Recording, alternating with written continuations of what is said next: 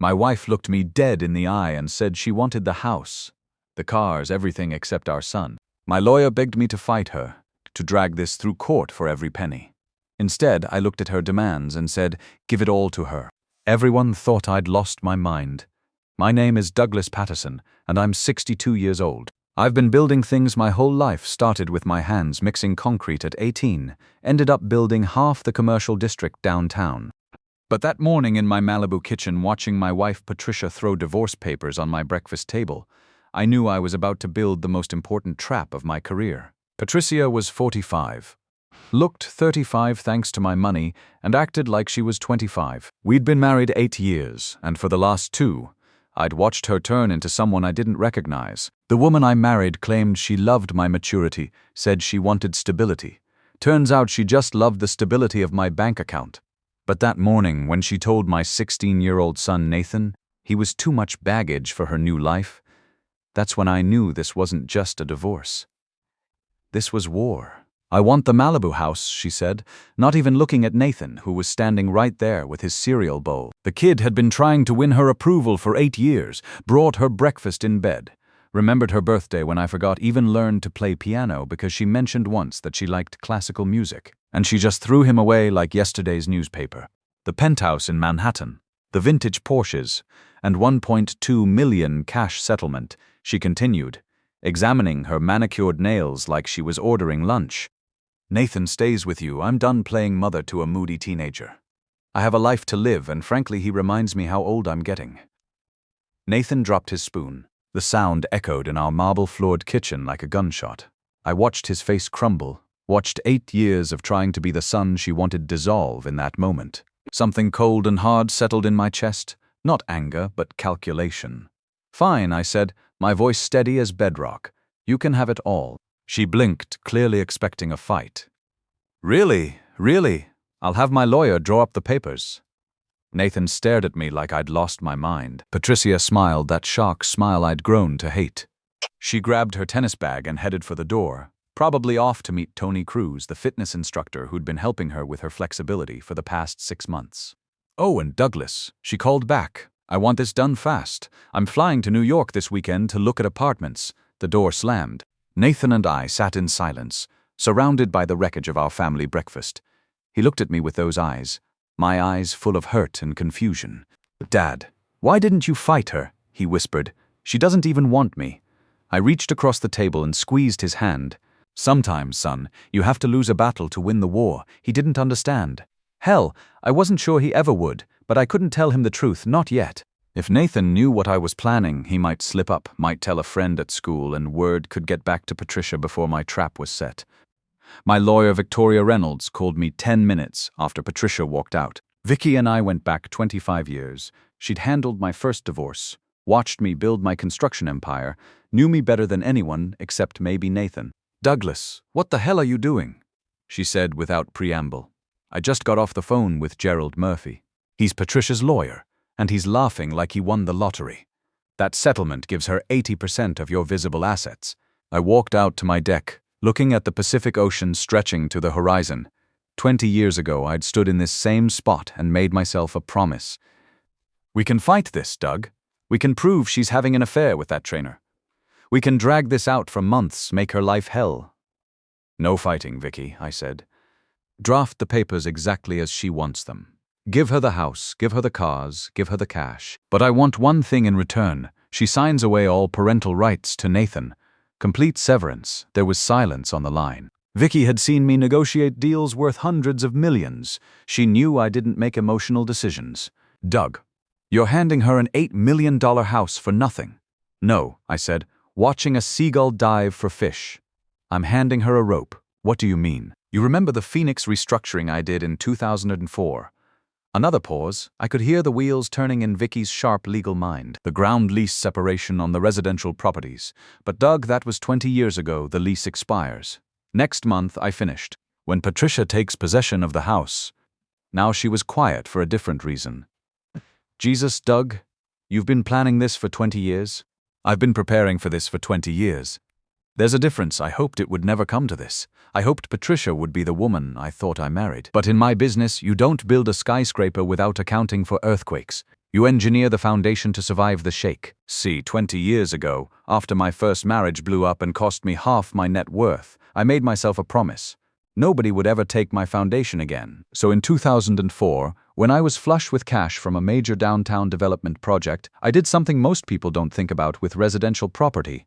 I split the ownership.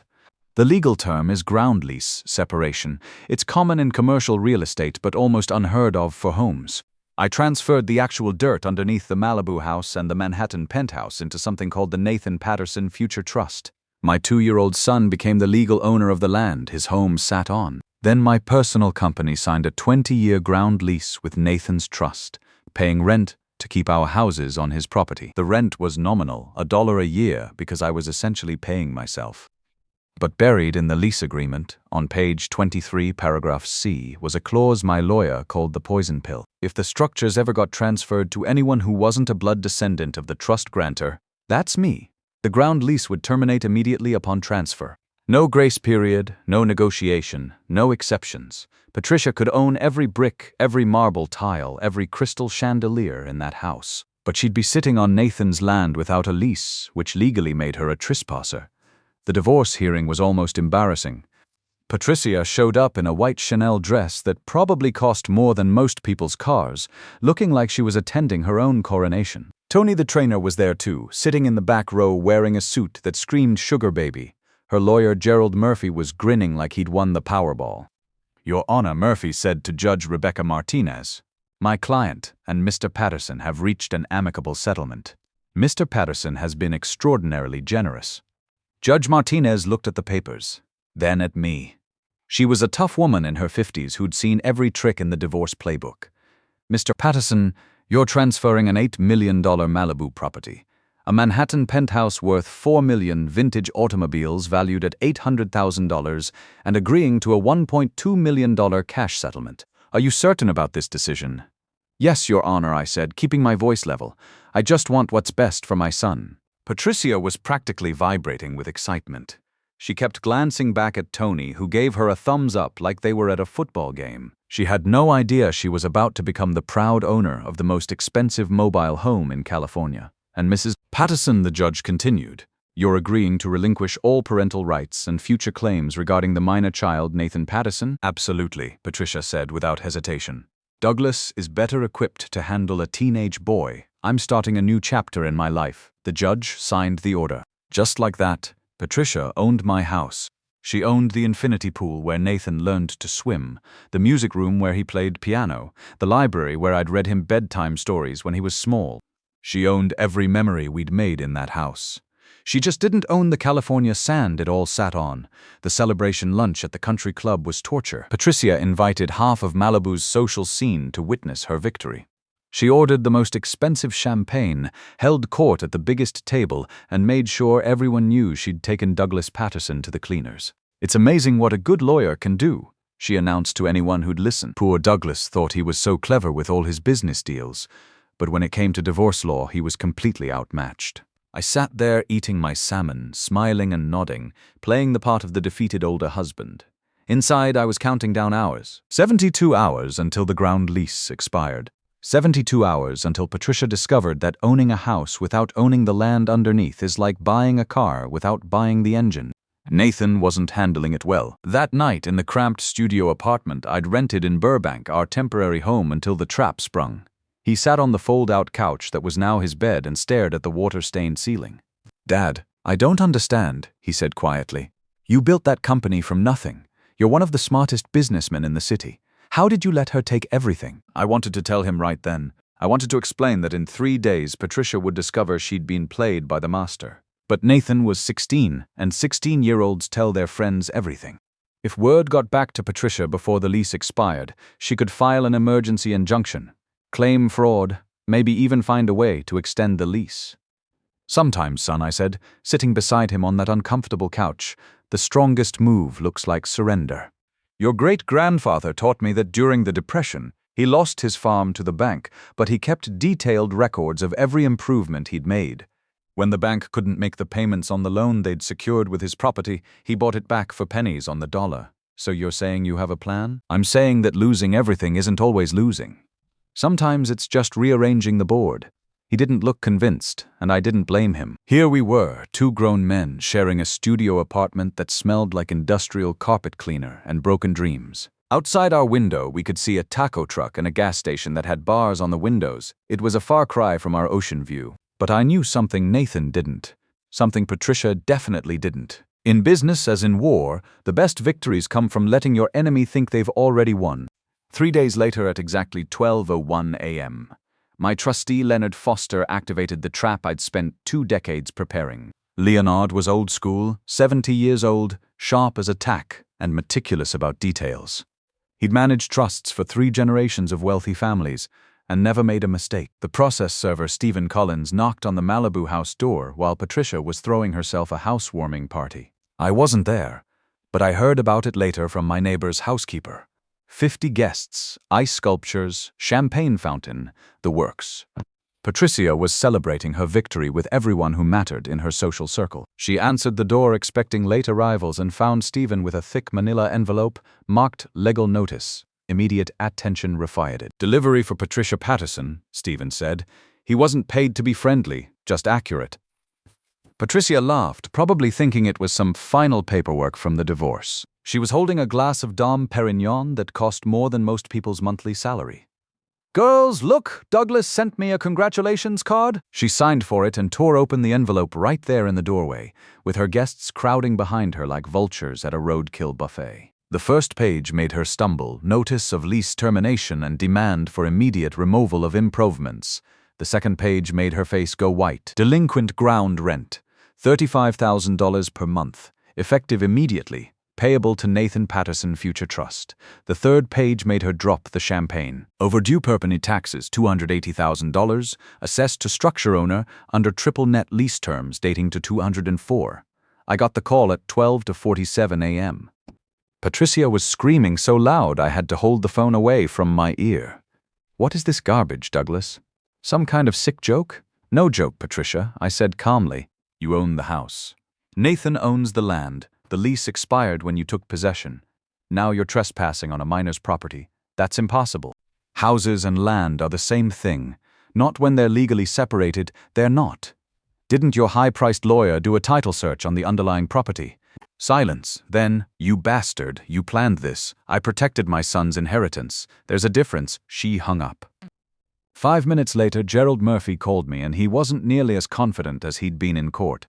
"Patterson, what kind of game are you playing here? You can't separate land ownership from structure ownership in residential real estate." "Actually, Gerald, you can. It's called a ground lease. Very common in commercial properties. Perfectly legal for residential, if properly structured. The trust was established in 2004 and recorded with the county." "Didn't you check the chain of title?" The silence told me everything. He'd seen the house deed and assumed it included everything underneath.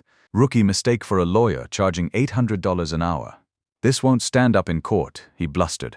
"It's been standing for 20 years, Gerald. Judge Martinez will tell you the same thing tomorrow when Patricia files her emergency motion, which she will because that's what desperate people do." True to form, Patricia filed an emergency motion claiming fraud, demanding the lease be reinstated, and asking for damages. Her new strategy was to paint me as a manipulative mastermind who'd hidden assets from the court. The hearing was scheduled for the next afternoon. Patricia showed up without Tony, apparently. Fitness instructors have scheduling conflicts when their sugar mama might be broke.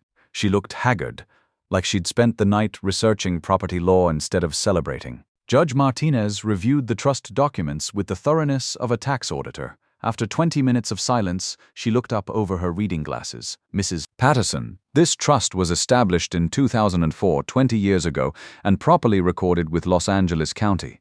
The ground lease was a legal instrument between Mr. Patterson's company and his minor son's trust. The termination clause is clearly stated and was triggered by your acquisition of the structure." "But Your Honor," Patricia pleaded, "he tricked me. He never mentioned any ground lease, Mrs. Patterson. It was your attorney's responsibility to perform due diligence on the properties you were acquiring. The trust documents are public record. Ignorance of existing encumbrances is not grounds for setting aside a legal property transfer." Gerald Murphy tried one last desperate gambit. "Your Honor, the settlement agreement clearly intended to transfer the entire property, land, and structures together. The spirit of the agreement, Mr. Murphy." Judge Martinez cut him off.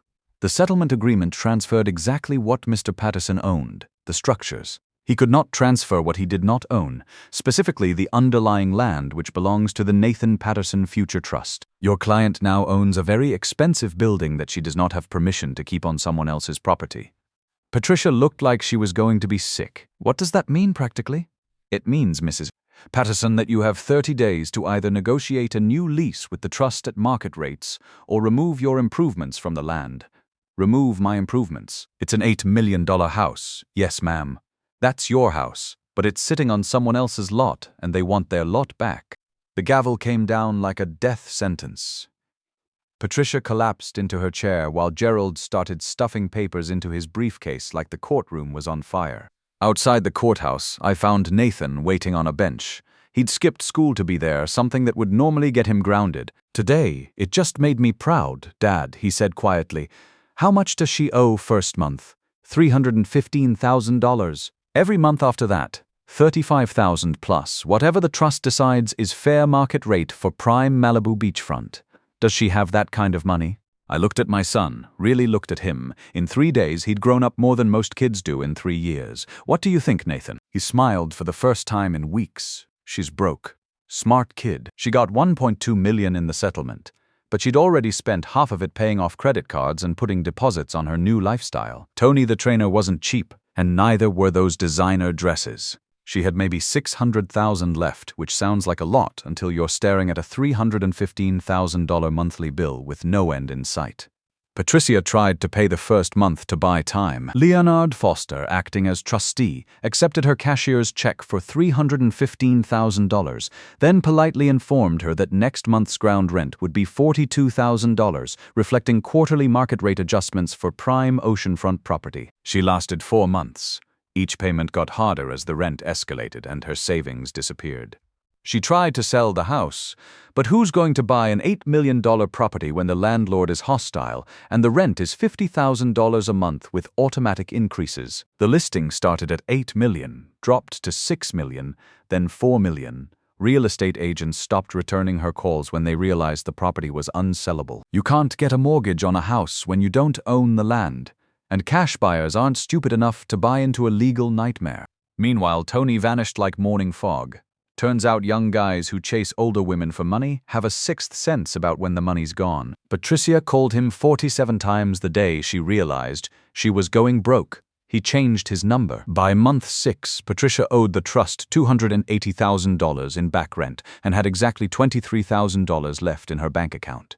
That's when Leonard made the call I'd been waiting for. Mr. Patterson, the tenant is in default. The trust is authorized to seize the improvements to satisfy the debt. What's the property worth now, Leonard? Given the legal complications and the hostile lease situation, maybe $800,000 as distressed inventory. Make the offer. Patricia took the call in what used to be my study, surrounded by foreclosure notices and legal threats. Her voice was barely a whisper. Douglas, please, I'll sign over everything. I'll leave town. I'll never contact Nathan again. Just, please don't take the house, Patricia. I said gently. You don't own a house. You own building materials sitting on my son's land without permission. The trust is offering you $800,000 for those materials. That's generous, considering you owe us $280,000 in back rent. That's my home. No, Patricia. That was our home. You turned it into a commodity when you put a price tag on our son. She signed the papers 2 days later. Leonard handled the transaction with the professionalism of an undertaker. Patricia walked away with $520,000 after paying her debts, enough to start over somewhere else, but not enough to maintain the lifestyle she'd grown accustomed to. Nathan and I moved back to Malibu on a Tuesday morning exactly 200 days after we'd left. The house looked exactly the same, but it felt different. Cleaner somehow, like the air had been purified. Dad, Nathan said, standing in the kitchen, where this all started.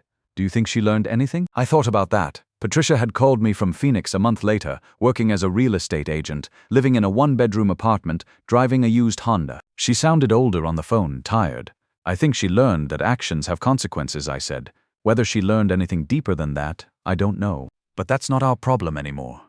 Nathan nodded, then asked the question I'd been dreading. Do you hate her? No, son. I don't hate her. Hate is expensive. It costs too much of your energy and gives you nothing back. I protected what mattered most. That's not hate, that's love. He understood. At 17 now, Nathan had learned lessons about loyalty, patience, and the difference between revenge and justice that some men never learn. He drives my old pickup truck to school, works construction jobs in the summer, and earned every dollar of his spending money. The ground rent income goes straight into his college fund, and after that, to charity. People around town still think Patricia won that divorce. They see the settlement papers and assume she took me to the cleaners. They don't know about the ground lease. They don't know about the trust. They don't know that sometimes the best victory is the one nobody sees coming. 6 months ago, I drove past Patricia's old apartment in Phoenix. She was showing a house to a young couple professionally dressed, working hard to rebuild her life. I didn't stop. She'd made her choices, lived with the consequences, and found a way forward. That took courage, even if it came too late. The funny thing about building a trap is that you have to be patient enough to let the prey walk into it voluntarily. Patricia wanted everything except the thing that mattered most, family. She got exactly what she asked for, and exactly what she deserved. But here's what I learned through all of this. Revenge isn't about destroying your enemies. It's about protecting what you love. Patricia didn't lose because I hated her. She lost because I loved my son more than I feared losing everything else. Looking back, those 200 days in that tiny apartment were some of the most important days of our lives. Nathan learned that material things don't define a man's worth. I learned that my son had the character to weather any storm, and we both learned that family isn't about the house you live in, it's about the people you'd sacrifice everything to protect. If you've ever felt the cold steel of betrayal from someone who was supposed to love you, remember this. Sometimes losing everything is just the first step toward winning what really matters. Don't let anger cloud your judgment. Don't let hurt turn you bitter. Build your foundation on something stronger than money, or property, or pride. Build it on love, patience, and the long game. Because while the greedy are busy grabbing everything they can see, the wise are quietly owning the ground beneath everyone's feet.